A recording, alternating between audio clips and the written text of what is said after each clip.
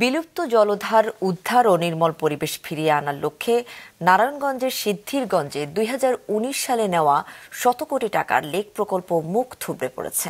বছরখানেকের মধ্যে কাজ শেষ করার কথা থাকলেও ৫ বছরেও তা হয়নি। নগর পরিকল্পনাবিদরা বলছেন, কর্তৃপক্ষের অদক্ষতা এবং দুর্বল পরিকল্পনার কারণে এমন অবস্থা। মীর মঞ্জুরুলের ক্যামেরায় ফাহিয়ান হামিমের রিপোর্ট।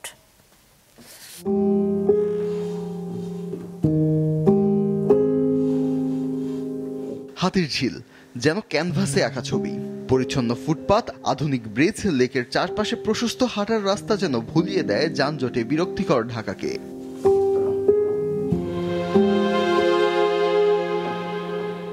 ঠিক এরকমই হওয়ার কথা ছিল নারায়ণগঞ্জের সিদ্ধিরগঞ্জ লেকের এসব জায়গা। বিলুপ্ত জলাধার উদ্ধার আর নির্মল পরিবেশ ফিরিয়ে আনার লক্ষ্যে ২০১৯ সালে জাইকার অর্থায়নে লেক পুনর্খননের কাজ হাতে নেয় সিটি কর্পোরেশন। প্রকল্পের উদ্বোধন হলে সিদ্ধিরগঞ্জবাসী আশায় বুক বাঁধছিল, এখানেই হবে হাতিরঝিলের মতো প্রকল্প। কিন্তু ৫ বছর পেরিয়ে গেল, এর কোনো বাস্তবায়ন নেই। অন্যদিকে সিটি কর্পোরেশন বলছে প্রকল্পের মেয়াদ এবং বাজেট শেষ হয়, বন্ধ রয়েছে কাজ। এরই মধ্যে ভেঙে পড়েছে দেয়াল, চুরি হয়ে যাচ্ছে রেলিং, কোথাও আবার বসেছে দোকান, উন্মুক্তভাবে চলছে মাদক কেনা বেচা। লেকের দুপাশ জুড়ে ফেলা হয়েছে ময়লা। পার্কের মতোই করছে, অনেক সুন্দর করছে, কিন্তু এটা পানির তলায় গেছে। এখানে গাঁজা বিক্রি হয়, গাঁজাও খায় এবং মেয়ে নিয়ে আড্ডাও চলে। এলাকা হইব, খুব সুন্দর পরিবেশ হইব। এই জায়গার মধ্যে দেখেন এলাকায় ডাস্টবিন বানাইতেছে। এদিকে লেকের মাঝে বসার জন্য যে ফ্লোটিং ডেক তৈরি হয়েছে, শীতের দিনেও সেটিকে পানিতে তলিয়ে থাকতে দেখা যায়। স্থানীয়রা বলছে এটি এখন গোসলের জায়গায় পরিণত হয়েছে। ফুট তো দেখতাছি, কাজ বাকি আছে অর্ধেক। আমাদের এই উন্নয়ন তো এখন পানির নিচে হয়ে গেছে। উন্নয়ন করছে কি আর উন্নয়ন করছে, এটা মানে হুদা মানে এটা ভুংবাং খবর দিয়ে এটা মানে প্রচার করে দেব। সিটি কর্পোরেশনের ওয়েবসাইটে ২০২১ সালের ডিসেম্বর পর্যন্ত প্রকল্পের অগ্রগতি দেখানো হয়েছে প্রায় ৭০%। তবে বাস্তবতা হলো অধিকাংশ কাজই অসম্পূর্ণ। প্রকল্পটা শেষ হয়ে গেছে বিধায় এই কাজটা কন্টিনিউ করা যায় নাই। এখন পরবর্তীতে অন্য কোনো প্রকল্পের মধ্যে কোনো ফান্ড তৈরি হলে পরবর্তীতে আবার পদক্ষেপ নেওয়া হবে। এই বিষয়ে পানির নিচে ডুবে গেছে, এটা হলো ওয়াটার লেভেলের একটা বিষয়। পাম্পটা কিন্তু আমাদের দায়িত্ব না, পাম্প হলো বিএনডি দায়িত্ব।